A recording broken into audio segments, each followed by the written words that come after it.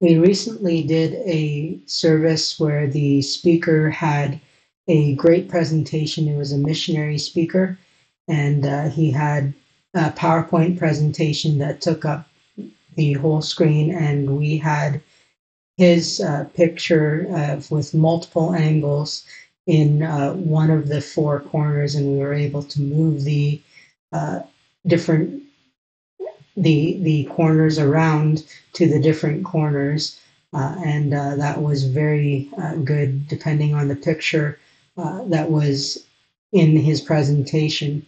So I thought I would show you how we set that up in order to do that. It was a very good service, and so you need two computers, OBS, NDI, a bunch of plugins for OBS to move it around, and I used Touch Portal to control that. So I will show you exactly what a little bit of what the presentation looked like, and then we'll come back to that. And Martha loves to teach the teachers, because one of the things that we've always wanted to do is empower people to carry on these things. So she's here now teaching a teacher in her setting. She also has, of course, practice rooms, playing the piano, a keyboard, reading the music notes, and actually playing. Something I'm not yet very well at yet, but anyways, it's something she does very well. Computer room is still there. We have computer training, so we learn different aspects of computers. So that's carried on. Even during this COVID times, they're being able to learn how to use computers. There's even a small repair area, and that's something that she's learning about in her students, to fix some of the things that break down.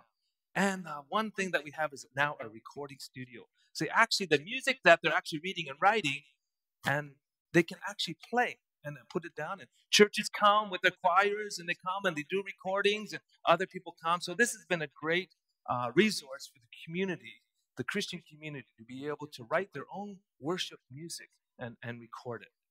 So as Martha has been able to continue that on, and she carries that part on, God has moved me from revitalizing the hospital, because that's where we live, on a hospital compound, revitalizing the hospital, to actually looking what's happening in the rural community just around us, just outside of our area. And I don't even have to go that far to find this different people group. And then I'll show you now, I've remoted into our church's computer here, and you can see this is our OBS setup, and we run a multi-monitor setup for that, so that we can see the second monitor is for viewing all of the cameras that we have. We run 4 different cameras, and I think what I will do, I will probably do this tutorial in 3 parts. This part will probably just be to set up just how OBS is set up first, and then I'll show you the next part about setting up the other computer that runs PowerPoint and bring that over into the OBS computer as a scene there. And the other thing that we did, we used Easy Worship for that computer to bring that to the front of the church, so that the missionary could see what we were sending out on the live stream as well. And after that, I will probably, the last part will be how I set up Touch Portal in order to control it. Touch Portal is a program that runs on your phone or tablet to be able to have buttons there, and you click on those and it will control OBS to switch scenes and enable sources and different things like that. So you can set those up. And so I will just basically, let's switch to the main scene here, main display of Touch Portal. no, this is OBS, sorry. So I created a scene collection called PowerPoint, and we probably might use this in the future, so I'll save this. And what I did was, we have this scene called Final. This is the scene that is always the one that is the selected scene that we never change from here. The next scene is the PowerPoint scene, and this is where the PowerPoint will come in from the other computer. And so you can see the source here is PowerPoint from laptop, and that comes in from NDI over the laptop there. So in that second part of the tutorial, I will show you how you do that. So you again need to have the NDI plugin installed properly on that. I'll leave links in the description on where you can go and get that.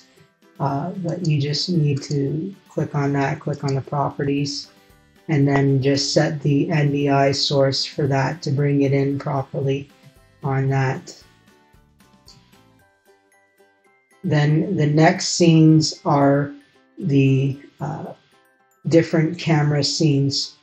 Then we have 4 different cameras that we run on our service, and these scenes are here so that we can preview the scenes. Now I don't actually have the cameras hooked up right now, so I've just got different colors of the different cameras so that I can explain to you when we go to the different picture-in-picture scenes, how that is set up. So we've got different colors for representing the different cameras there. And they're in, again, each of the camera scenes. So you can actually see this one here. This is the actual camera here, but it's not hooked up. So we have just this source here that is representing the camera right now. So hopefully that's not too confusing for you, but just so that you can visually see what's going on. When you go into the picture-in-picture one, then you can see what's going on there. Finally, we have the picture-in-picture scene here. And the picture-in-picture scene contains mirror sources of all of the preview scenes. So what you need is the StreamFX plugin, and the StreamFX plugin, I'll leave a description again in the a link in the description where you can get the StreamFX plugin, and it will let you create. If you click on that, you can go and you can click on source mirror, which will allow you to create a mirror of one of the other sources that you already have defined in your system. Once you have the StreamFX plugin installed, the source mirror is very easy to add. You just add it as a source here, and you just click on the source mirror, and as I mentioned, let's just call it sample mirror. And once you do that, you just have a list of all of the different sources that you have, that you've already got in your system already set up.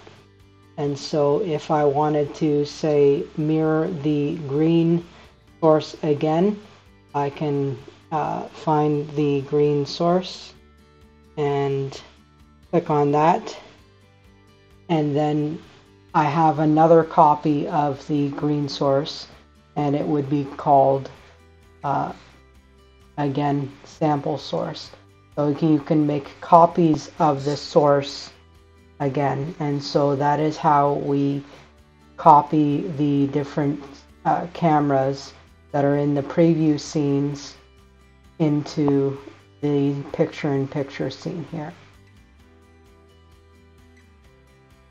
And so if you do that, then you can have these all in this picture-in-picture image scene, because once you have all of those set up, then what you can do in this scene here, you can hide that, and then you get different sources that are enabled. And so using Touch Portal, you can enable, you can hide or show the appropriate source. And so basically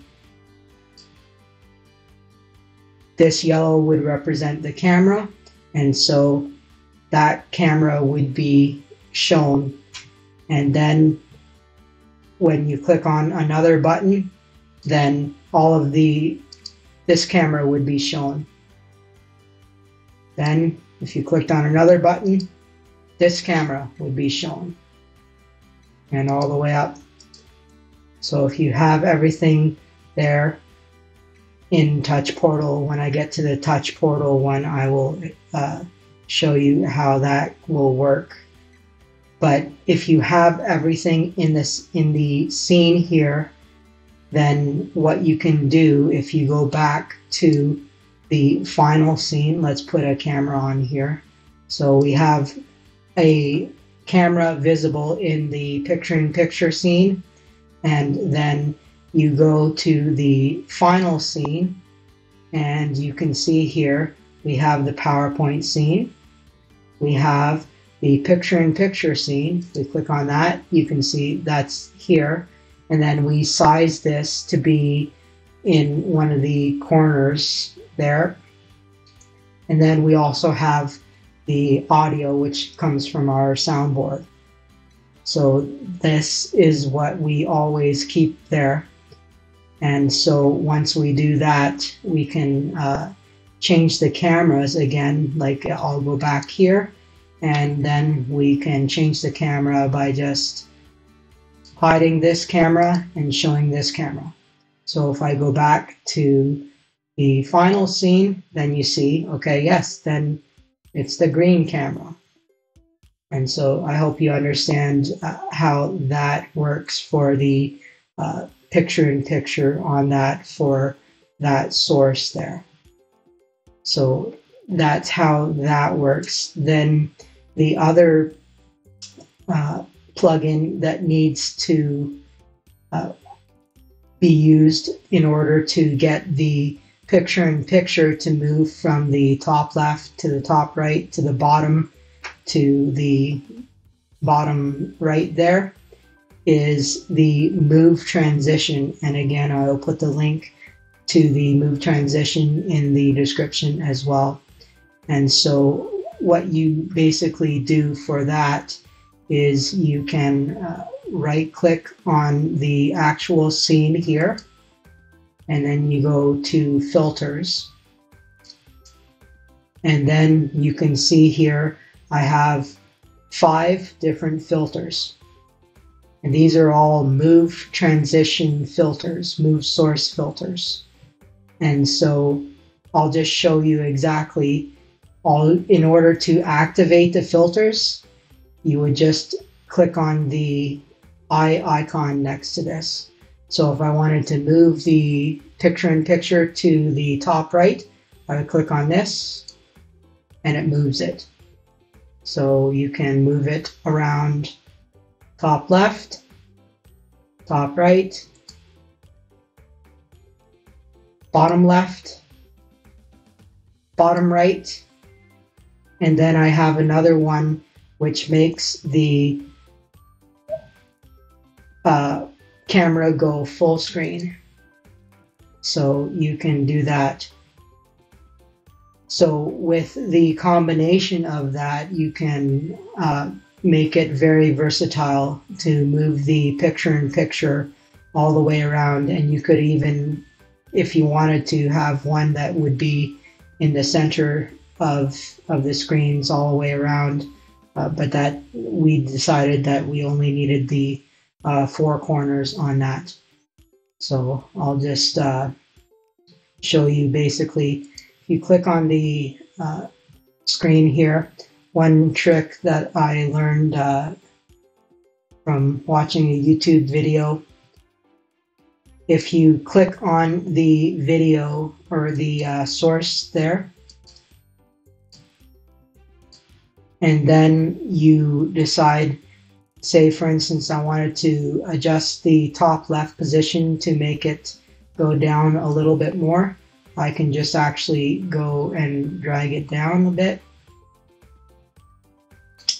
Then I can scroll down here, and there's a button here that says, where is it there? Get Transform. So if you click Get Transform, it'll copy the position of where it is. So we click on that, and that will copy that there. Then the other thing that you need to do in order for it to activate properly is the setting for triggering the transition is this start trigger. You need to make sure that it is set to enable, which means when the eye icon is clicked. So there's different ways of enabling it, but this is the one that works good when you click on that. So it works well with Touch Portal to do it that way. So once you click on that, then you can set that up. And so if I move it, basically, let's go to top right. And then if I click top left, and move it back to the other position there. So that's how you can set up the move filters. I'll just actually click on this and just move it back up to the top left, because that's where I want to keep it there. And then I'll go back to here, and I'll click on the Get Transform button. Where is it again? Lots of settings. There it is. Get Transform. And then it will save it there. So again, clicking on the buttons will save it there. And once you set that up, then you can just close the filter box there. So once you've set all that up. So once that's basically setting up how to do all of the scenes and filters in OBS, and I think that's probably good for the first part of the tutorial. If you have any questions, just let me know, and hopefully I can answer them. And if I didn't explain anything or I went too fast, this is one of my very first tutorials, so I'm not really sure if I was if I explained things properly, but hopefully you understood. So thanks.